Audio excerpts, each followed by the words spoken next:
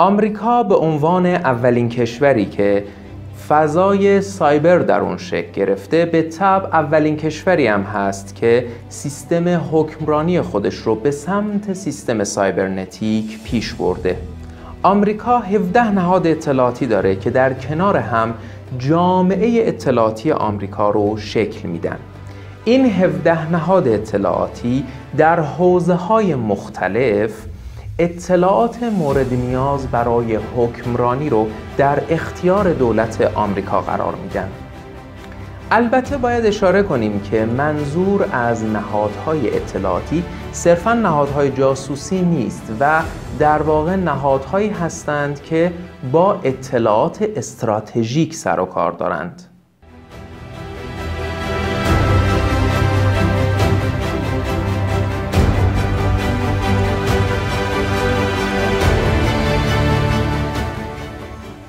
در قسمت 6 مسواک که کیک اطلاعات رو توضیح دادم، اشاره کردم که اطلاعات هم مثل خود سایبر از اون واژه‌هایی که معادل لاتین اون مفهومی فراتر از اونچه که در فارسی هست رو در بر میگیره. در زبان انگلیسی مفهوم اطلاعات با 4 واژه در 4 لایه دیتا، اینفورمیشن، اینوستیگیشن و اینتلیجنس دسته‌بندی و ارائه میشه. در این لایه‌بندی 4گانه اینتلیجنس اطلاعاتیه که به صورت هوشمندانه استخراج و دسته‌بندی شدن و در واقع همون اطلاعات استراتژیک مد نظر هستند که در حکمرانی این سطح از اطلاعات مورد استفاده قرار میگیره. جامعه اطلاعاتی در آمریکا وظیفه تولید این نوع اطلاعات رو در حوزه‌های مختلف برای حکمرانی و ساختار حاکمیت در آمریکا بر عهده داره. هر کدوم از اعضای این جامعه اطلاعاتی در حوزه مسئولیت خودشون اطلاعات استراتژیک حاکمیتی یا همون اینتلیجنس رو در اختیار حکومت آمریکا قرار میدن. به عنوان مثال وزارت خزانه‌داری اطلاعات استراتژیک حوزه مالی، وزارت انرژی اطلاعات استراتژیک حوزه انرژی، وزارت امور خارجه اطلاعات استراتژیک در حوزه ارتباطات خارجی و CIA اطلاعات استراتژیک در حوزه امنیتی رو در اختیار حکومت آمریکا قرار میدن. از اونجایی که فیدبک یا بازخورد در سیستم‌های سایبرنتیکی یک اصل به حساب میاد، حکومت بعد از دریافت چنین اطلاعاتی بر اساس این اطلاعات استراتژیک حاکمیتی تصمیم سازی و اجرا میکنه و مجدداً این اطلاعات رو به همون نهاد اطلاعاتی مربوطه خودش باز میگردونه تا اونها این اطلاعات رو برای دریافت و استخراج اطلاعات جدید پایه و مورد استفاده قرار بدن. در قسمت 4 مسوا توضیح دادم که اینترنت شبکه عصبی جهان سایبر و مدار اطلاعاتی جهان سایبره که بخش عمده‌ای از اطلاعات رو از سراسر جهان برای بخش کنترل کننده سیستم سایبرنتیک جهانی یا همون مغز جهان گردآوری میکنه. آژانس امنیت ملی آمریکا یا NSA National Security Agency به عنوان نهاد اطلاعاتی مسئول فضای سایبر در آمریکا وظیفش اینه که تمامی اطلاعات موجود در فضای سایبر رو در اینترنت، تماس‌های صوتی و تصویری، شبکه‌های اجتماعی، از کامپیوترهای شخصی افراد، لپتاپ‌ها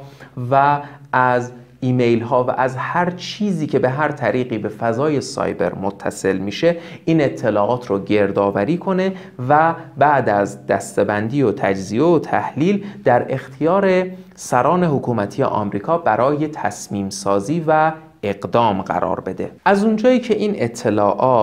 اطلاعات بسیار مهمی هستند و در واقع اطلاعات تمامی مردم جهان رو شامل میشن، میتونن به عنوان اطلاعات استراتژیک حاکمیتی در اختیار سران حکومتی آمریکا قرار بگیرن تا از اونها به عنوان اطلاعات استراتژیک حاکمیتی بسیار ارزشمند در مناسبات حاکمیتی جهانی و اتخاذ تصمیمات مهم در این حوزه استفاده کنند. به همین دلیل هم اسم این نهاد اطلاعاتی آژانس امنیت ملی آمریکا قرار داده شده، چون اطلاعاتی که توسط این نهاد اطلاعاتی تولید میشه به طور مستقیم با امنیت ملی آمریکا در ارتباطه. با توجه به این توضیحات میشه گفت در آمریکا که در اون مفهوم امنیت ملی یک مفهوم اساسی در حوزه اجتماعی و